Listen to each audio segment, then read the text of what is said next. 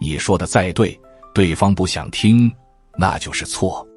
你掏心掏肺讲道理，人家转头就嫌你烦。你以为在帮他，他觉得你在教训他。这种事你是不是也经历过？饭桌上聊到某个话题，你忍不住说了几句真话，全场安静了。家庭群里你发了一段提醒，没人回复。同事跟你抱怨工作，你认真分析了一通，后来发现人家只是想让你点头而已。欢迎来到卢叔讲经典，一句经典道尽人生，读懂变化，看清人生。你心里有没有这样一个人，你说过他，劝过他，拉过他，最后人家不领情，还嫌你多管闲事？在评论区打上有或者没有。今天卢叔跟你说一件事，不要随便分享你的见解，这不是让你冷漠，是让你省点力气。经书上有句话，法不轻传，道不贱卖。你的见解再高明，也要看对方有没有接住的本事。佛当年讲法，也得等人来问，问了他才说。没人问的时候，佛也不开口。为什么？因为硬给的东西不值钱。你主动凑上去讲的道理，在别人耳朵里就是废话。你免费送出去的经验，在别人眼里就是显摆。你以为你在发光发热，人家觉得你碍眼。这个道理很多中年人吃了大半辈子亏才明白。年轻时候觉得自己懂得多，看见不对的就要说，看见不懂的就要教。结果呢，得罪了人还不自知。后来才懂，每个人都有自己的路要走，你的经验是你的，不是他的。你替他省掉的坑，他以后还得自己摔一遍才能记住。你替他走的弯路，他以后还得自己绕一遍才算数。所以别急着开口，别急着分享，别急着把你的见解端到别人面前。人家没要，你给了，这叫强行施舍，施舍出去的是道理，收回来的是埋怨。你看看身边那些活得累的人，是不是都有一个特点？太爱说话了。不是话多，是见解多。什么事都要发表看法，什么场合都要表达观点。亲戚聚会聊到孩子教育，他滔滔不绝讲自己的方法。朋友聚餐说到工作，他长篇大论分析行业趋势。网上看到一条新闻，他非要留言把来龙去脉说清楚。最后换来什么？换来别人背地里说一句，就他能。你以为你在分享，别人觉得你在显摆。你以为你在帮忙，别人觉得你在添乱。这就是人性的真相。没有人喜欢被教育，没有人喜欢被纠正，没有人喜欢听一个比自己高明的声音在那里讲个不停。哪怕你说的全对，全对又怎样？全对的东西听起来最刺耳，因为对的背后就是暗示别人错了。谁愿意承认自己错了？所以你看那些真正有智慧的人，反而话很少。不是他们不懂，是他们知道什么时候该说，什么时候不该说。佛经里讲，圣人处无为之事，行不言之教。真正厉害的人，不用说话就能教人。他自己活成那个样子，别人看见了，想学的自然会来问，不想学的，你拉都拉不动。分享这件事，主动权从来不在说话的人手里，在听话的人手里。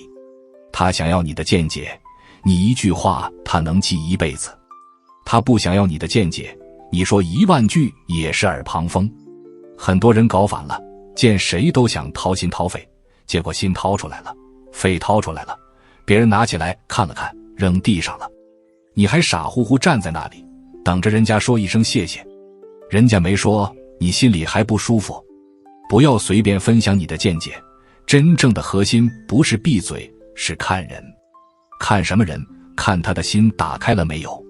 一个人心门关着的时候，你说什么他都听不进去。你越说他越烦，你越讲他越抗拒。这就是为什么夫妻吵架，道理讲得越清楚，吵得越厉害。因为对方要的不是道理，是理解和认同。你非要讲你的见解，等于在说你不对，我对。谁受得了这个？经书上有一句话，应机说法，随缘度化。什么意思？就是说要看时机，要看缘分。时机不对，再好的法也白搭。缘分不到，再大的慈悲也被当成驴肝肺。你想想看，你劝孩子少玩手机，他听吗？你劝父母别买保健品，他们听吗？你劝朋友别跟那个渣男在一起，他听吗？不听，对不对？为什么？因为他们的心门关着。你站在门外喊破嗓子，里面的人听不见。你得等他自己把那扇门打开一条缝，你再轻轻推一下。这叫随缘，这叫不勉强。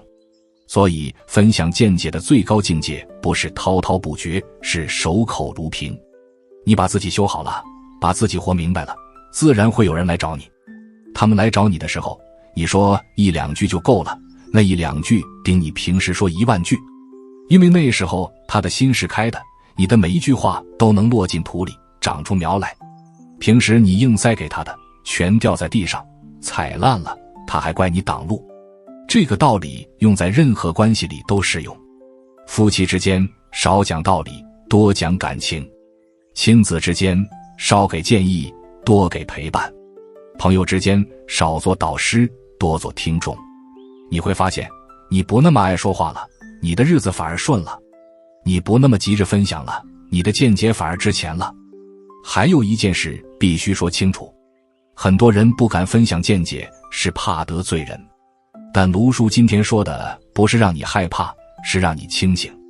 该说的还是要说，但要分人分事分场合。佛家讲慈悲，慈悲不是烂好人，不是什么都顺着别人。真正的慈悲是有智慧的给予。你看见一个人要掉进坑里，你拉他一把，这是慈悲。但你拉了一次他不出来，你还站在那里伸手，结果你自己也掉进去了，这不叫慈悲，这叫愚痴。所以分享见解也是一样，说一次对方不听，就别再说了；说2次对方嫌烦，就别再提了。你的时间和精力很贵，不要花在不值得的人身上。你看那些活通透的人，身上都有一种气质，不争不辩不解释。你说对了他笑笑，你说错了他也不纠正。他心里清楚，跟你争赢了又怎样？争赢了你，输掉了关系。分享见解这件事，说到底不是为了证明自己比别人高明，是为了让彼此变得更好。如果说了不能让对方更好，那就别说；如果说了会让对方更远，那就闭嘴。这不是圆滑，这是智慧。经书上有一句话，善巧方便，这是佛度众生的方法。善巧就是有办法，方便就是知道什么时候用什么方式，不是一股脑的把最好的东西往外扔，别人接不住，还砸了人家的脚。你心疼你的好东西，人家心疼他的脚，最后谁也不高兴，何必呢？最后我想说一句扎心的话，你那么喜欢分享见解，很多时候不是真的为了别人好，是为了让自己感觉良好。你讲了一通大道理，心里舒服了，觉得自己有价值了，觉得自己被需要了。至于别人听进去没有，你其实没那么在意。这是人性，卢叔不批评谁，但你要看见这一点，看见了你才能改。分享之前先问自己一句，这个话非说不可吗？这个话说了有用吗？这个话是对方现在需要的吗？3个问题问完，一半的话都不用说了。那一半不说的话，省下来的不是时间，是麻烦。人到中年以后，最宝贵的能力不是能说会道，是知道什么时候闭嘴。你想想你过去那些后悔的事，多少是因为说多了。你说了一句不该说的话，得罪了一个不该得罪的人，传了一个不该传的消息，表了一个不该表的态。事后你恨不得扇自己嘴巴，但话已经说出去了，收不回来了。就像佛经里讲的那句话，以生之言，如鸟行空，迹不可寻。说出去的话像鸟在天上飞过，痕迹找不回来了。所以开口之前多想3秒，这3秒钟能帮你省掉3年的后悔。从今天开始试试看，少说2句，多听2句。别人不问你不说，别人问了你也别说太透。留3分给自己，留7分给天意。你的见解很宝贵，不要随便送人。送给懂你的人，他当宝贝；送给不懂的人，他当垃圾。你不是垃圾，你的见解也不是，所以别乱扔。在评论区写下你最后悔自己说过什么？写出来，提醒自己，也提醒别人。如果这一集对你有所提醒，欢迎订阅卢叔讲经典，并开启小铃铛，让经典的话在你需要的时候再次出现。用经典照见人心，用时间验证智慧。我们下节课再见。